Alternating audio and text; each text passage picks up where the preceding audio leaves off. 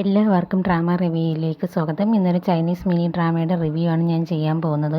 ഇന്നത്തെ ദിവസം അവന് 18 വയസ്സ് തികയുന്ന അവൻ്റെ ബർത്ത്ഡേ ആയിരുന്നു. അത് അവൻ്റെ അമ്മയുടെ കൂടെ സെലിബ്രേറ്റ് ചെയ്യണമെന്ന് അവൻ ഒരുപാട് ആഗ്രഹിച്ചിട്ടുണ്ടായിരുന്നു. കാരണം അവൻ്റെ അമ്മ ഒരു കുട്ടിയെ അഡോപ്റ്റ് ചെയ്തിട്ടുണ്ടായിരുന്നു. അതിനുശേഷം അവൻ്റെ അമ്മയും ഇവനും തമ്മിലുണ്ടായ തെറ്റിദ്ധാരണ കാരണം അവരൊരിക്കലും ബർത്ത്ഡേ ഒന്നും ഒരുമിച്ച് സെലിബ്രേറ്റ് ചെയ്തിട്ടില്ല.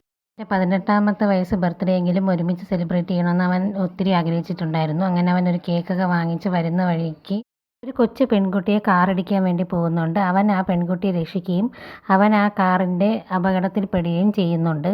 പിന്നെ അവൻ്റെ കണ്ടീഷൻ വളരെ മോശമാണ്. കാരണം അവന് സിവിയർ ആയിട്ടുള്ള ഇഞ്ചുറിയൊക്കെ പറ്റിയിട്ടുണ്ടായിരുന്നു. ഉടനെ തന്നെ അവനെ ഹോസ്പിറ്റലിൽ അഡ്മിറ്റ് ആവുന്നതിന് മുമ്പേ അവൻ അവൻ്റെ അമ്മയ്ക്ക് വോയിസ് മെസ്സേജ് ഇട്ടിട്ടുണ്ടായിരുന്നു. അവൻ ആക്സിഡൻറ്റ് പറ്റി അവൻ അമ്മയെ കാണണമെന്നൊക്കെ പറഞ്ഞിട്ട്. പക്ഷേ അവൻ്റെ അമ്മ അത് വിശ്വസിക്കുന്നില്ല. അങ്ങനെ ഡോക്ടേഴ്സൊക്കെ അവനെ ട്രീറ്റ് ചെയ്യുന്ന സമയത്ത് അവൻ്റെ കണ്ടീഷൻ വളരെ മോശമാവുന്നുണ്ട്. അങ്ങനെ ഡോക്ടേഴ്സ് അവരെ വിളിച്ചറിയിക്കുന്നുണ്ട്. ഡോക്ടേഴ്സ് പറഞ്ഞിട്ടും അവൻ്റെ അമ്മ ഒട്ടും തന്നെ വിശ്വസിക്കാൻ തയ്യാറായില്ല. അവൻ ആൾക്കാരെ അറേഞ്ച് ചെയ്ത് കള്ളത്തരം പറയുകയാണെന്നാണ് അവൻ്റെ അമ്മ വിശ്വസിക്കുന്നത്.